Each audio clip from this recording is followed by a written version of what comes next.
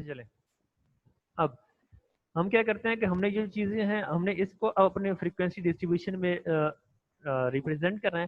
तो जब भी हम किसी चीज़ को फ्रीक्वेंसी डिस्ट्रीब्यूशन में रिप्रेजेंट करना चाहते हैं तो सबसे पहले हम क्या करते हैं, उस डाटा को हमने अरेंज करना होता है।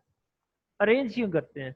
अरेंज करें ना करें अपनी मर्जी होती है। अरेंज करना से हमारे लिए कह सकते हैं हमारे लिए आसानियाँ पैदा हो जाती हैं। क्यों? कि हमें जब भी किसी डाटा को अरेंज किया होता है ना, करना होता है,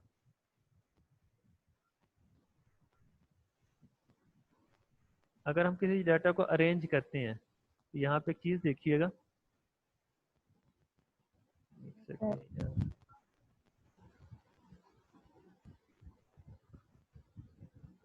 यहाँ पे देखें। अब हम आ जाते हैं फ्रीक्वेंसी। अच्छा, फ्रीक्वेंसी डिस्ट्रीब्यूशन की टाइप, तीन टाइप्स होती हैं, वो मैं बाद में डिस्कस कर लेता हूँ। हम अपने आगे चले जाते हैं कि हमें, वो मैं फॉर्मेशन पे चला गया था।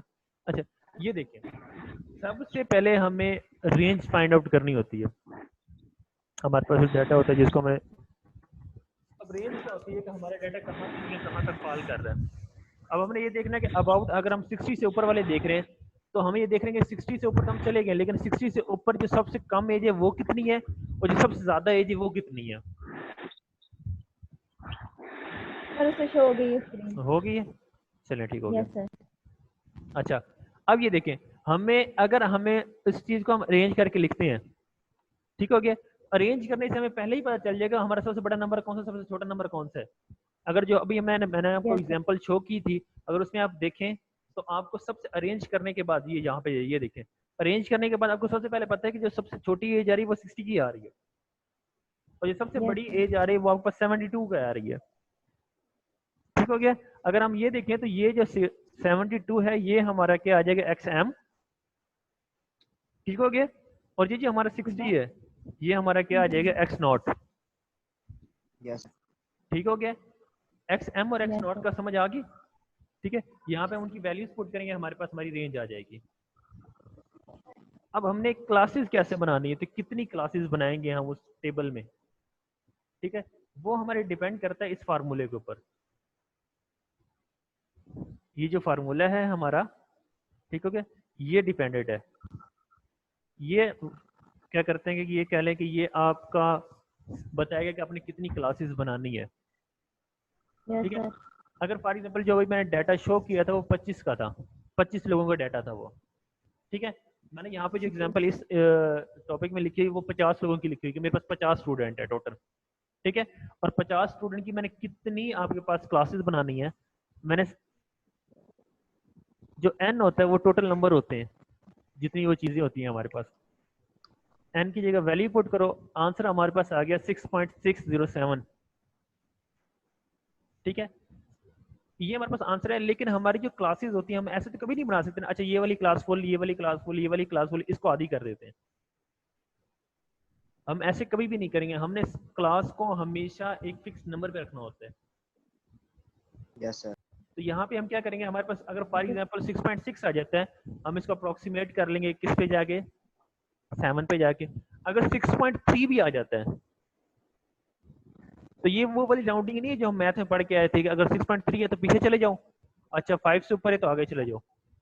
ये वो वाली राउंडिंग नहीं, यस सर आपने उससे नेक्स्ट नंबर पे चले जाना है।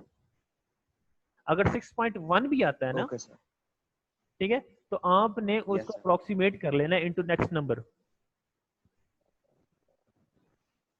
बात समझ आई कि नहीं आई? यस सर ये सर आ जो गया। फॉर्मूला है सर जी जी, m is equal to 1 plus 3.3 3.3 log n. ये 3.3 जो है वो फॉर्मूले में ही अप्रूव्ड है ये प्रूव्ड है, ये फार्मूला ऐसे ही आएगा। सिर्फ आपने इसमें कहाँ पे ठीक चेंज करना होता है, आपने एन की वैल्यू चेंज करनी है जितनी आपके पास नंबर। अगर ये मैंने ये जो एग्जांपल जो मैं आपको आपके सामने शो हो रही है इसमें 50 वैल्यूज है, अगर यही वाली एग्जांपल मैं यस फार्मूला अगर यहाँ पे लगाऊं इस एग्जांपल पे, ठीक है, तो इसमें यहाँ पे सही अगर मैं लिखूंगा सही तो यहाँ पे मैं क्या लिखूंगा, यहाँ पे लिखूंगा एम 60 16 नहीं लिखेंगे बेटा, number of L, number of जो आपके नहीं पास नहीं एन की n ये की जगह जो नहीं एन की नहीं नहीं, अच्छा 72 माइनस 60 ये रेंज है। 12 आ जाएगा जो नंबर है अच्छा वो इनको सही काउंट करें, इन सबको काउंट करें, अच्छा अच्छा अच्छा इनको काउंट सही करें सही कितने सही हैं, ये 25 हैं। ओके सर आप समझिए कि n क्या चीज होगी, n जो डाटा आपको दिया जाता है, ठीक है। ठीक है, वो नंबर काउंट ऑफ कर, फ्रीक्वेंसीज। जी number of okay frequency, total number of frequencies. Yes अब समझ आ गई इसकी? Yes sir. यस सर आ गई। अच्छा आगे चले जाते हैं। आगे जब आप एग्जांपल करोगे तो आपको इस हिसाब से समझ आ जाएगी। फिर अभी साइज देख लें। अच्छा अब यहाँ पे इंटरवल क्या चीज़ होती है? इंटरवल की एक क्लास में हमने कितने बच्चे रखने हैं, हमने कहाँ से लेके कहाँ तक बच्चे रखने हैं। जिस तरह हम अगर कोई क्लास बनाते हैं तो हम ये देखें, अच्छा 90 वाले तक यहाँ तक रख लेने हैं, 85 से 95 90 तक यहाँ पर रख लेने हैं, 80 से 85 कोई ना कोई चीज़ तो हम बनाते हैं ना, तो पैरामीटर तो बनाते हैं ना, जिसको देख के इसको इस क्लास में फेंक दो, इसको इस क्लास में फेंक दो, इसको इस क्लास में फेंक दो। तो वो चीज़ हमारी क्या होती है, वो क्लास इंटरवल होती है या क्लास साइज बोल सकते हैं आप। ठीक हो गया? वो ओके सर। कैसे आती है? वो यहाँ पे एक लिखा हुआ है R divide by M, range को आपने नंबर ऑफ क्लासेस से डिवाइड कर देना है। ठीक हो गया? Okay sir. रेंज अभी हमारी क्या निकली थी, अगर इस एग्जांपल को हम ऊपर देखें 12 5 वहां पे हमारे पास निकली थी यहाँ पे 12 है। ठीक हो गया? जब हम इसको करेंगे, इसको सॉल्व करते हैं, देखो अच्छे से सॉल्व करो, इसी को 25 वैल्यूज के लिए सॉल्व करो यहाँ पे इस फार्मूले में, जो फार्मूला मैंने लिखवाया है। मुझे सब सॉल्व करके इसका आंसर दो, अपनी इधर चैट में ये ऑप्शन आंसर दो जल्दी अभी। m is equal to 1 plus 3.3 log 25 का आंसर निकालो।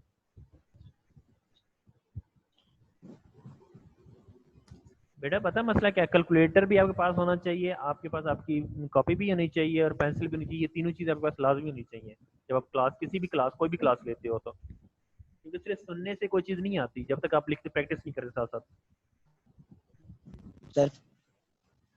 सर थोड़ा ऊपर करें फार्मूला जरा। फार्मूला फार्मूला मैं लिख देता फार्मूला दिखा दें थोड़ा। हूँ, थोड़ा ऊपर कर दें। ये फार्मूला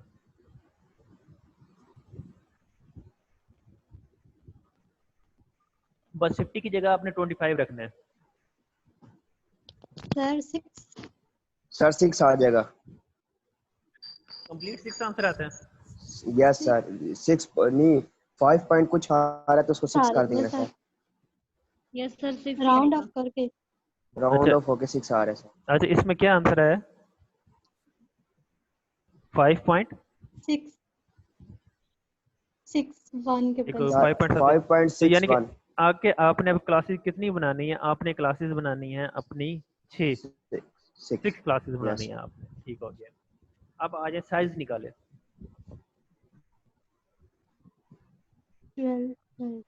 2 सर। साइज 12 को 6 के साथ डिवाइड करेंगे ना? जी जी बिल्कुल। 2 सर।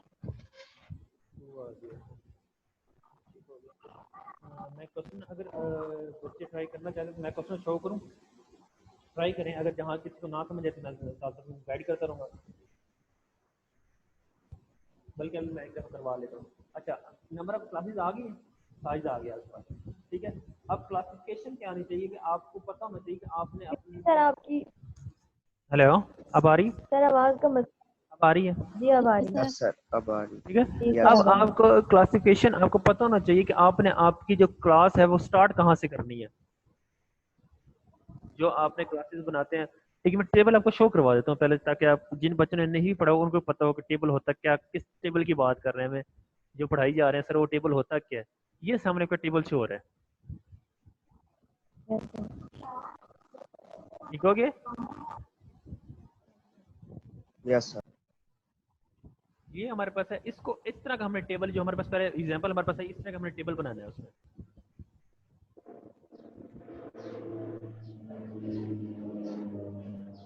समझ आई बच्चों, नहीं आई? यस सर राज। सर आ गया। एक सेकंड।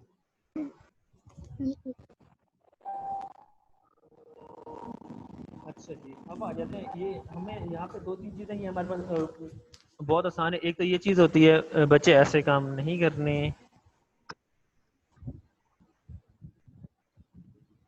अच्छा क्लासिफिकेशन में ये होगा कि सबसे पहले हमने ये डिसाइड करना होता है कि हमने अपने क्लास को स्टार्ट कहाँ से करना है। आगे आ जाता है कि हमने डिस्ट्रीब्यूशन की टैली मार्क होता है। टैली मार्क ये होता है कि हमने उनको टैली में शो करना होता है। टैली में कैसे शो करते हैं कि किसी नंबर का टैली कैसे बनते हैं। पहले तो मैं ये बता देता हूँ आपको कि अगर 1 है तो उसका टैली क्या होता है, 2 है तो उसका टैली क्या होता है, 3 है तो उसका टैली क्या होता है, 4। इनका सबसे आसान तक 4 तक तो सब तक आसान है। फॉर एग्जाम्पल मैं नीचे चला जाता हूँ, ये देखिए टैली में क्या होता है कि 1 को हम 1 से ऐसे आई से शो कर देते हैं, टैली हो जाता है हमारा। 3 को हम यहाँ पे 3 आ गया, डायरेक्ट 2 की बता देता हूँ कि 2 को हम 2 टाइम यहाँ पे क्या कर लेंगे, 2 टाइम आई कर लेते हैं। ठीक है, 2 लाइनें लगा देते हैं, हमारा 2 शो हो जाता है। ठीक है, 3 को हम 3 लाइनों से शो कर देते हैं, 4 को हम 4 लाइनों से शो करते हैं। जो 5 है ना वो सिर्फ थोड़ा सा डिफिकल्ट होता है, 4 लाइनें लगा के एक क्रॉस में लाइन लगाते हैं कि यानी कि Yes. अगर हम देखें ये हमारी टैली में काउंटिंग है, ये 5, इसको हम 5 को ऐसे जाहिर करते हैं ये। ठीक हो गया। अब हमने 6 जाहिर करना है, तो 6 क्या होता है, 5 + 1 होता है। तो पहले 5 को जाहिर करो, यानी 4 लगा के ऊपर एक उसका क्रॉस लगाओ, 5 बन गए, और एक आप 1 साथ में एज इट इज लगा दो। फॉर एग्जांपल अगर मैं यहाँ पे एक चीज आपको टेबल ये कि यहाँ पे अगर फॉर एग्जांपल आपने 1 को शो करना है तो 1 लगा दो, 2 को शो करना है ये डबल टाइम कर दो, 3 को करना है 1 2 3 कर लो, 4 को आपने शो करना है 1 2 3 4 लगा लो, 5 को शो करना है टैली में 1 2 3 4, और ये हमारे पास क्या आ जाएगा 5। इसी तरह आपने Yes. 6 को करना है तो वो क्या आ जाएगा 1 2 3 4 5। ठीक हो गया, और ये होगा। एक 6। इसी तरह मैं 9 को करना है, 9 क्या होगा 1 2 3 4 5 6 7 8 एंड 9। बात की समझ आई कि नहीं आई। Yes, sir. इसी तरह यस अगर सर। हमें 12 को शो करना है तो वो क्या होता है 1 2 3 4, ये क्या हो जाएगा ये 5, 1 5 2 3 4 5, और ये साथ में 2। 2 times. ठीक हो गया। Yes, sir. ठीक। यहाँ तक समझ आ गई, यहाँ तक कोई मसला। No, sir. अच्छा, अब हम हमारी एग्जाम्पल पे चलते हैं। ठीक है, उसको हम फर्दर सॉल्व करते हैं। अच्छा, पहले मैं इसी एग्जाम्पल को करवा देता हूँ, ठीक है, बाद में हम अपनी एग्जाम्पल की तरफ जाएंगे। यहाँ पे इसने 40 लेंथ दी हुई है आपको, ये सारी आपके पास क्या गया 40 लेंथ आई हुई है ये। ठीक हो गया। इसने अभी हमें सोल्यूशन में इसी यहाँ पे जो है ना, इसी को आप इसी क्वेश्चन को सॉल्व करो। इस जो डाटा आपको सामने शो हो रहा है ना, ठीक है, इसी को Yes, आपने sir. क्या करना है, पहले अरेंज करें इसी डाटा को, ये जो मैंने अभी आपको क्या हाईलाइट किया हुआ है। ठीक हो गया, चलें फॉर्म बाद में कर लीजिएगा, अभी सिर्फ देख लेंगे सॉल्व कैसे करना है। कि सबसे पहले आप इस डाटा को अरेंज करेंगे, टॉप पॉइंट्स लिख ले कि सबसे पहले आपने इस डाटा को क्या करना है, अरेंज करना है।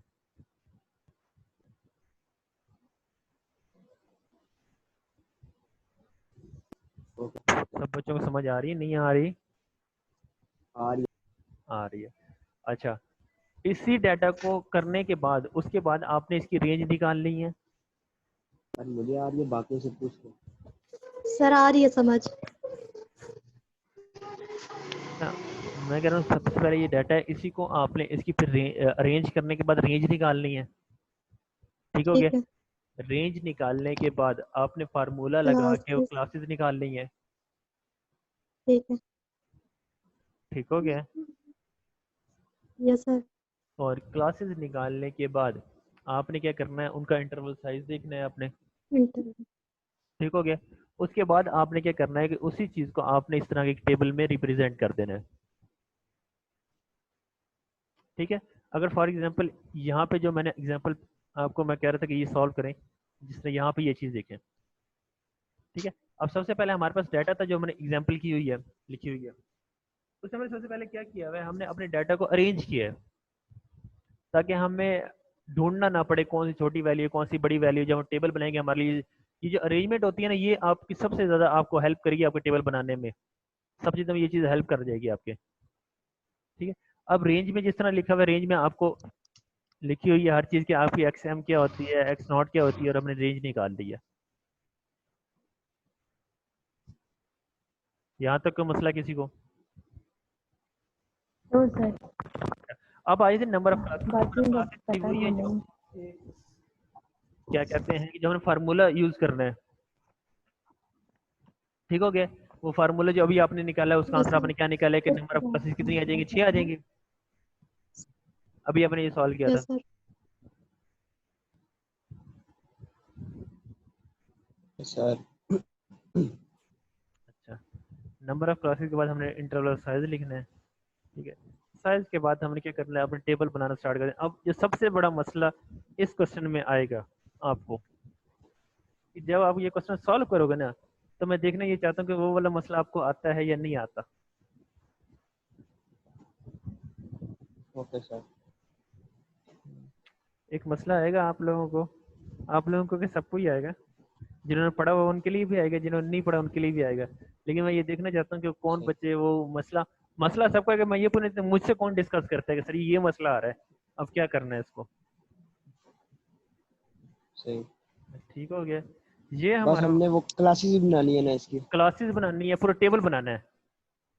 ठीक है, ठीक हो बना गया। लेंगे, सारा टेबल बनाना है। हाँ अच्छा, एक और है। इस तरह की मैं आपको कितनी एग्जांपल कर लोगे, खुद बता दो। पूरा वीक पड़ा, आप पूरा वीक है। जितनी बोल दो। क्योंकि यार हमारा जो, अगर आपने देखा हो ना, तो सबसे पहले उसने जो ऊपर ऊपर लिखा हुआ है कि इस कोर्स का मकसद क्या है। आवाज नहीं आ रही। मैं कह रहा हूँ इस कोर्स का मकसद क्या है। उसने सबसे ऊपर एक जी। लाइन लिखी हुई है कि आपको आपका डाटा एनालाइज करना आना चाहिए। यस। आपको उसमें रिप्रेजेंटेशन प्रेजेंट करना आना चाहिए, रिप्रेजेंट। अब हमारे पास सबसे पहले हमने ये किया ना। इसके बाद आगे हम चले जाएंगे, ग्राफ्स की तरफ चले जाएंगे। हमें फॉर एग्जाम्पल हमें समझ आना स्टार्ट हो जाएगी जैसे स्टेप वाइज चलेंगे ना हम आगे, कि हमारे डाटा को हमें काम क्या करना है। डाटा को ये पता है क्या कहते हैं, इसका असल मकसद क्या है इस सब्जेक्ट पढ़ाने का। मैंने कल ही बताया था कि वो ये कहता है कि आपने चीजें कलेक्ट करके, ठीक हो गया, उनको अच्छी सी तरतीब दे के, तरतीब देने के बाद उसको देख के आपने उसको ऐसी फॉर्म में निकालना है कि आप उससे कोई फैसला कर सको। Yes sir. बात समझ आई कि नहीं आई? Yes sir. अच्छा जी।